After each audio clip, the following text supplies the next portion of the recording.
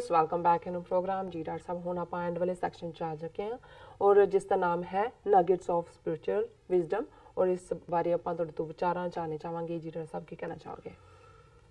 देखो पहले सैगमेंट च जदों असीं वक्त और जीवन की हकीकत की गल कीती ते ज़ाहिर है कि एक जिहड़ा एम्फेसिस है जिस दे उत्ते साडा खास ध्यान सी वो सी कि भी असीं माजी तो बीते तो सबक सीखने जी मुस्तकबिल जां फ्यूचर का फिक्र नहीं करना, अननोन का डर क्योंकि कल की होना है ये अननोन है और उहदे तो डरना नहीं है तो असीं प्रेजेंट दे विच जिउणे।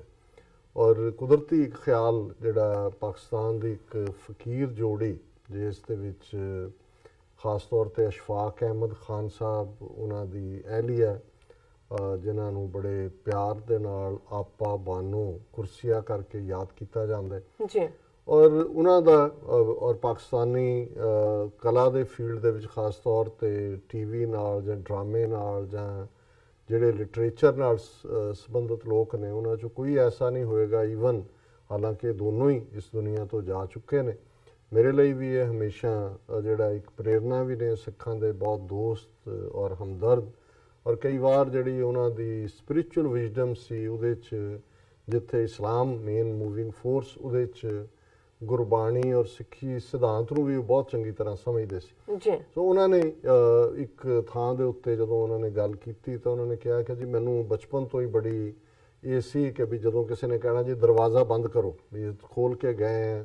फिर उन्होंने रोम दे विच उन्होंने पढ़ाया भी, कहण लगे भी उत्थे जिहड़ी जिथे मैं रहिंदा सी मेरी लैंडलेडी सी ਉਹ ਦਰਜੀ ਸੀ, ਟੇਲਰਿੰਗ ਉਹਨਾਂ ਦੇ ਜਿਹੜਾ ਹੁਣ ਉੱਥੇ ਤਾਂ ਦਰਜੀ ਕਹੋ ਤਾਂ ਲੱਗਦਾ ਵੀ ਐਵੇਂ ਕੀ ਇਹ ਨੀਵਾਂ ਜਿਹਾ ਬੰਦਾ, ਇੱਥੇ ਤਾਂ ਸਾਰੇ ਪੈਸੇ ਹੀ ਬੜੀਆਂ ਬੁਟੀਕਸ ਔਰ ਦੂਸਰੇ ਕਹਿੰਦੇ ਆ। ਔਰ ਕਹਿੰਦੇ ਵੀ ਮੈਂ ਜਦੋਂ ਉਹਨੂੰ ਵੀ ਮਿਲ ਗਿਆ ਬੜਾ ਠੰਡ ਸੀ ਔਰ ਜਦੋਂ ਅੰਦਰ ਆਇਆ ਤਾਂ ਉਹਨੇ ਕਿਹਾ ਕਿ ਸ਼ਟ ਦਾ ਡੋਰ।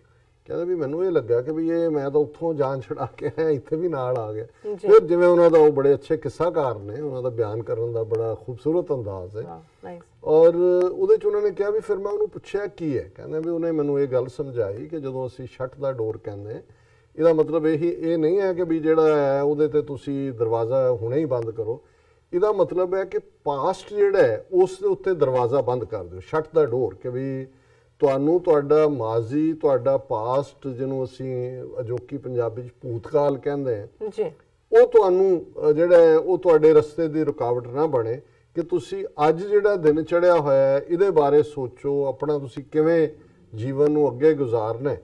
ਤੇ ਸ਼ਟ ਦਾ ਡੋਰ ਦਾ ਮਤਲਬ ਹੈ ਕਿ ਆਪਣੇ ਪਾਸਟ ਨਾਲੋਂ ਆਪਣੇ ਆਪ ਨੂੰ ਘੱਟ ਕਰਨਾ। ਸੋ ਇਹ ਇੱਕ ਬਹੁਤ ਚੰਗੀ ਐਕਸਪਲੇਨੇਸ਼ਨ ਵੀ ਹੈ ਔਰ ਮੈਂ ਇਹ ਸਮਝਦਾ ਵੀ ਬਹੁਤ ਵਾਰ ਅਸੀਂ ਜਦੋਂ ਤੱਕ ਆਪਣੇ ਉਸ ਤੋਂ ਖਹਿੜਾ ਨਹੀਂ ਛਡਾਉਂਦੇ ਬਹੁਤ ਵਾਰ ਚੰਗੇ ਭਲੇ ਰਿਸ਼ਤੇ ਜਿਹੜੇ ਨੇ ਜਿਨ੍ਹਾਂ ਦੇ ਨਾਲ ਤੁਸੀਂ ਸਾਰੀ ਜ਼ਿੰਦਗੀ ਗੁਜ਼ਾਰੀ ਹੁੰਦੀ ਹੈ, ਕਈ ਵਾਰ ਉਸ ਰਿਸ਼ਤੇ ਦੇ ਵਿੱਚ ਹੁੰਦਿਆਂ ਵੀ ਤੁਹਾਨੂੰ ਤੁਹਾਡਾ ਪਾਸਟ ਜਿਹੜਾ ਉਹ ਬਾਦਰ ਕਰਦਾ ਔਰ ਤੁਸੀਂ ਉਸ ਰਿਸ਼ਤੇ 'ਚ ਬਹੁਤ ਵਾਰੀ ਈਵਨ ਵਿਆਹਤਾ ਜੀਵਨ 'ਚ ਮੈਰਿਡ ਲਾਈਫ ਦੇ ਵਿੱਚ ਵੀ ਤੁਸੀਂ ਆਪਣੇ ਪਾਸਟ ਨੂੰ ਤੁਸੀਂ ਬਚਪਨ ਕਿਵੇਂ ਡਿਫਿਕਲਟ ਗੁਜ਼ਾਰਿਆ, step father step mother hardship ਜੋ ਤੁਹਾਨੂੰ ਮਿਲਿਆ ਜੋ ਰੱਬ ਨੇ ਤੁਹਾਨੂੰ ਦਿੱਤਾ ਹੈ ਤੁਸੀਂ ਉਹਦੀ ਐਪਰੀਸ਼ੀਏਸ਼ਨ ਕਰਨ ਤੋਂ ਦੀ ਬਜਾਏ ਤੁਸੀਂ ਜੋ ਤੁਹਾਨੂੰ ਨਹੀਂ ਸੀ ਮਿਲਿਆ ਉਸ ਦਾ ਫਿਕਰ ਕਰਦੇ ਹੋ। ਔਰ ਮੈਂ ਇੱਕ ਬੜੇ ਸਿਆਣੇ ਬੰਦੇ ਦੀ ਗੱਲ ਮੈਨੂੰ ਬਹੁਤ ਚੰਗੀ ਲੱਗੀ, ਉਹਦੇ ਕੋਲ ਕੋਈ ਗਿਆ ਇਨਸਾਨ ਆਮ ਬਜ਼ੁਰਗ ਦੇ ਕੋਲ ਕਿ ਜੀ ਮੈਨੂੰ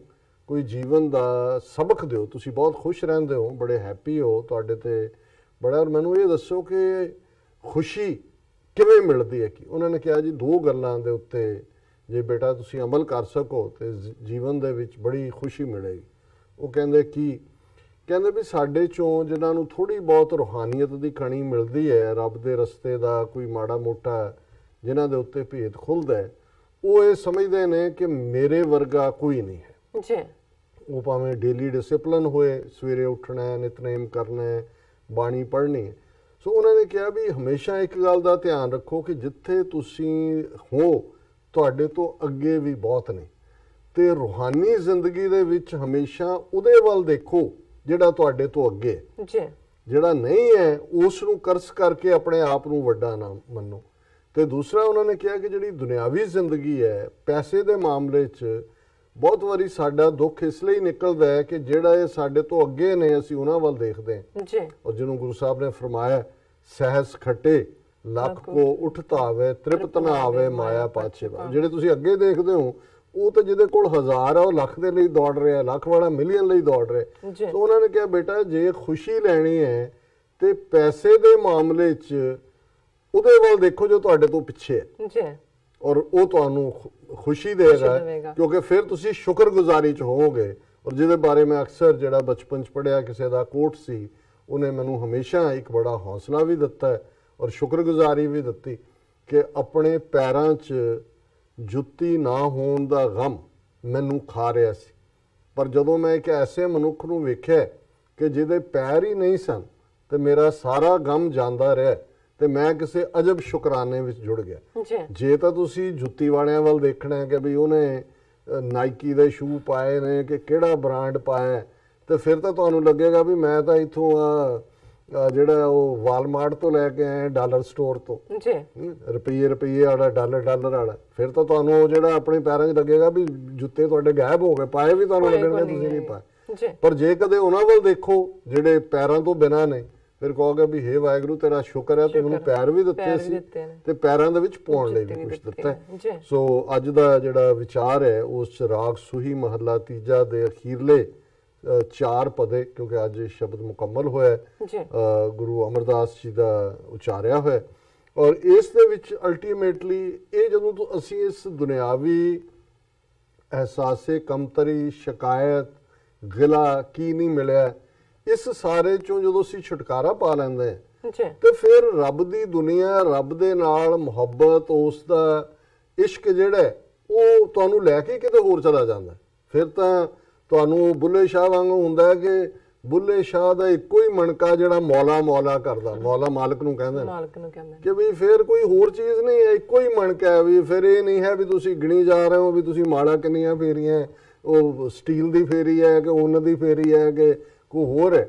ਫਿਰ ਤਾਂ ਇੱਕੋ ਹੀ ਮਣਕਾ ਹੈ। ਫਿਰ ਤਾਂ ਉਸ ਇਸ਼ਕ ਦੇ ਵਿੱਚ ਤੁਹਾਨੂੰ ਇਹੀ ਹੁੰਦਾ ਤੇਰੇ ਇਸ਼ਕ ਨਚਾਇਆ ਕਰ ਥਈਆ ਥਈਆ ਥਈਆ। ਫਿਰ ਤਾਂ ਉਹ ਵੀ ਪਾਗਲ ਜਨੂਨੀ ਕੋ ਕਹੇ ਭੂਤਨਾ ਕੋ ਕਹੇ ਬੇਤਾਲਾ, ਕੋਈ ਆਖੇ ਆਦਮੀ ਨਾਨਕ ਵਿਚਾਰਾ ਭਇਆ ਦੀਵਾਨਾ ਸ਼ਾਹ ਕਾ ਨਾਨਕ ਬੌਰਾ ਨਾ। ਗੁਰੂ ਨਾਨਕ ਸਾਹਿਬ ਨੇ ਆਪਣੇ ਲਈ ਵੀ ਸ਼ਾਹ ਦਾ ਬੌਰਾ, ਦੀਵਾਨਾ, ਪਾਗਲ, ਜਨੂਨੀ ਇਹ ਸਾਰੇ ਉਹੀ ਨੇ।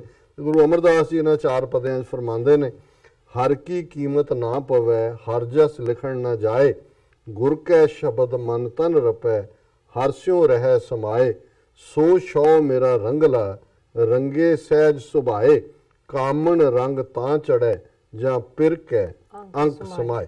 ਕਿ ਉਸ ਵਾਹਿਗੁਰੂ ਦੀ ਕੋਈ ਕੀਮਤ ਨਹੀਂ ਹੈ, ਉਸ ਵਾਹਿਗੁਰੂ ਦੇ ਗੁਣਾਂ ਨੂੰ ਨਾ ਲਿਖਿਆ ਜਾ ਸਕਦਾ ਨਾ ਕਿਹਾ ਜਾ ਸਕਦਾ। ਉਹ ਤਾਂ ਪਿਆਰਾ ਤੁਹਾਡੇ ਮਨ ਔਰ ਤਨ ਦੇ ਅੰਦਰ ਆ ਕੇ ਜਦੋਂ ਵਸ ਜਾਂਦਾ ਤੇ ਤੁਹਾਡਾ ਹੀ ਹਿੱਸਾ ਬਣ ਜਾਂਦਾ ਤੇ ਫਿਰ ਤੁਹਾਨੂੰ ਲੱਗਦਾ ਵੀ 4 ਚਫੇਰੇ ਮੇਰਾ ਰੰਗਲਾ, ਮੇਰਾ ਪਿਆਰਾ, ਸ਼ੌ ਮੇਰਾ ਪ੍ਰੀਤਮ, ਮੇਰਾ ਪਿਆਰਾ, ਉਹਨੇ ਮੈਨੂੰ ਸਹਿਜ ਦੇ ਸੁਭਾਅ ਵਿੱਚ ਰੰਗ ਦਿੱਤਾ ਹੈ, ਮੇਰੀ ਸੁਰਤ ਸਹਿਜ ਦੇ ਘਰ 'ਚ ਆ ਰਹੀ ਹੈ। ਕਾਮਣ ਰੰਗ ਤਾਂ ਚੜ੍ਹੇ ਜਾਂ ਪਿਰ ਕੇ ਅੰਕ ਸਮਾਏ। ਫਿਰ ਤਾਂ ਇਹ ਪਿਆਰੇ ਤੇ ਪਿਆਰੀ ਦਾ ਉਹ ਮੇਲ ਹੈ ਉਸ ਰੱਬ ਦਾ ਜਿਹਦੇ 'ਚ ਉਸ ਵਾਹਿਗੁਰੂ ਦੇ ਪਿਆਰ ਦਾ ਰੰਗ ਚੜ੍ਹਦਾ, ਉਸ ਦੀ ਗੋਦ ਦੀ ਖੁਸ਼ੀ ਹੁੰਦੀ ਹੈ। ਚਿਰੀ ਵਿਛੁੰਨੇ ਭੀ ਮਿਲਨ ਜੋ ਸਤਿਗੁਰ ਸੇਵਨ, ਅੰਤਰ ਨਵਨਿਧ ਨਾਮ ਹੈ ਖਾਨ ਪਰਚਨ ਨਾ ਨਿਖੁੱਟੇ, ਹਰ ਗੁਣ ਸਹਿਜ ਰਵਨ। ਔਰ ਇਹ ਜਿਹੜੀ ਵਿਛੜੀ ਰੂਹ ਹੈ, ਭਾਵੇਂ ਕਦੋਂ ਤੋਂ ਉਸ ਰੱਬ ਦੇ ਨਾਲ ਇੱਕ ਵਿਥ ਪਈ ਹੋਈ ਸੀ, ਉਹ ਆਪਸ ਦੇ ਵਿੱਚ ਮੇਲ ਹੋ ਜਾਂਦਾ ਹੈ, ਸਤਿਗੁਰੂ ਦੀ ਸੇਵਾ ਵੱਲ ਮਨ ਝੁਕਦਾ ਤੇ ਅੰਦਰ ਤੁਹਾਡੇ ਨੌਨਿਧ ਨਾਮ ਦਾ ਖਜ਼ਾਨਾ, ਦੂਜੇ 9 ਖਜ਼ਾਨੇ ਚਾਂਦੀ ਹੀਰੇ ਜਵਾਹਰਾਤ ਤੋਂ ਇਲਾਵਾ ਆ ਜਾਂਦਾ ਤੇ ਉਹ ਨਾਮ ਦਾ ਖਜ਼ਾਨਾ ਜਿਹੜਾ ਕਦੇ ਮੁੱਕਦਾ ਹੀ ਨਹੀਂ ਹੈ। ਔਰ ਵਾਹਿਗੁਰੂ ਦੇ ਪਿਆਰ ਦਾ ਗੁਣ ਤੁਹਾਡੇ ਅੰਦਰ ਆ ਜਾਂਦਾ, ਤੁਸੀਂ ਸਹਿਜ ਦੇ ਵਿੱਚ ਵਸਦੇ ਹੋ। ਨਾ ਹੋਏ ਜਨਮੈ ਨਾ ਮਰੈ, ਨਾ ਹੋਏ ਦੁੱਖ ਸਹਨ, ਗੁਰ ਰਾਖੇ ਸੇ ਉਬਰੇ, ਹਰ ਸਿਉ ਕੀਲ ਕਰਨ, ਸੱਜਣ ਮਿਲੇ ਨਾ ਵਿਛੜੈ, ਜੇ ਅੰਦਨ ਮਿਲੇ ਰਹਨ, ਇਸ ਜਗ ਮੈਂ ਵਿਰਲੇ ਜਾਣੀਏ, ਨਾਨਕ ਸੱਚ ਲਹਨ। ਗੁਰੂ ਸਾਹਿਬ ਫਰਮਾਉਂਦੇ ਨੇ ਕਿ ਨਾ ਉਹ ਵਾਹਿਗੁਰੂ ਪੈਦਾ ਹੁੰਦਾ ਨਾ ਉਹ ਮਰਦਾ, ਤੇ ਇਸੇ ਤਰ੍ਹਾਂ ਫਿਰ ਰੱਬ ਨਾਲ ਪਿਆਰ ਕਰਨ ਵਾਲੇ ਉਹ ਕਿਸੇ ਵੀ ਦੁੱਖ ਸੁੱਖ ਤੋਂ ਉੱਪਰ ਚਲੇ ਜਾਂਦੇ ਨੇ। ਗੁਰੂ ਦੇ ਉੱਤੇ ਉਹਨਾਂ ਦੀ ਅਮੰਨਾ ਹੁੰਦੀ ਹੈ ਤੇ ਗੁਰੂ ਉਹਨਾਂ ਨੂੰ ਕੱਢ ਲੈਂਦਾ ਤੇ ਉਹ ਤਾਂ ਫਿਰ ਆਪਣੇ ਪਿਆਰੇ ਦੇ ਨਾਲ ਕਲੋਲ ਕਰਦੇ ਨੇ। ਹਰ ਸਿਉ ਕੀਲ ਕਰਨ, ਉਹਨਾਂ ਦੇ ਕਲੋਲ, ਉਹਨਾਂ ਦਾ ਕੁਨਮੁਨ ਜਿਹੜਾ ਹੈ ਉਹ ਆਪਣੇ ਪਿਆਰੇ ਦੇ ਨਾਲ ਹੁੰਦਾ ਹੈ। ਔਰ ਉਹ ਸੱਜਣ ਜਦੋਂ ਤੁਹਾਨੂੰ ਮਿਲਦੇ ਫਿਰ ਉਹ ਕਦੇ ਵਿਛੜਦਾ ਨਹੀਂ। ਅਨ ਦਿਨ ਰਾਤ ਉਸ ਵਾਹਿਗੁਰੂ ਦੀ ਪ੍ਰੀਤ ਦੇ ਵਿੱਚ ਤੁਸੀਂ ਗੜੁੰਦ ਰਹਿੰਦੇ ਹੋ।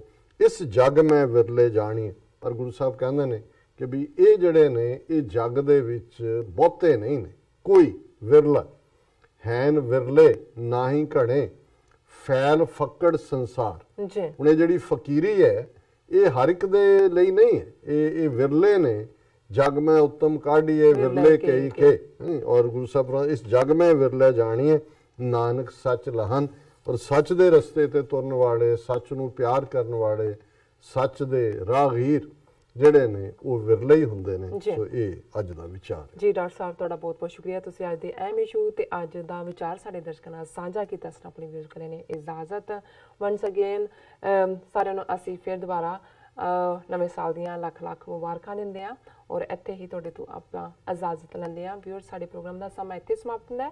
ਤੁਸੀਂ ਆਪਣੀ ਰਾਏ ਤੇ ਸੁਝਾਅ ਸਾਨੂੰ ਭੇਜਣਾ ਨਾ ਭੁੱਲਣਾ। ਸਾਡੇ ਇਸ ਪਤੇ ਤੇ SOS@TV84.tv ਤੇ ਅਸੀਂ ਆਪਣਾ ਪ੍ਰੋਗਰਾਮ ਲੈ ਕੇ ਫਿਰ ਦੁਬਾਰਾ ਹਾਜ਼ਰ ਹੋਵਾਂਗੇ। ਤਦ ਤੱਕ ਲਈ ਮੈਨੂੰ ਤੇ ਬਰਾਸਾ ਲਾ ਗਿਆ ਦੋ। ਦੇਖਦੇ ਰਹੋ TV84। ਬੁਲਾ ਦਿਓ ਫਤਿਹ। ਵਾਹਿਗੁਰੂ ਜੀ ਕਾ ਖਾਲਸਾ, ਵਾਹਿਗੁਰੂ ਜੀ ਕੀ ਫਤਿਹ।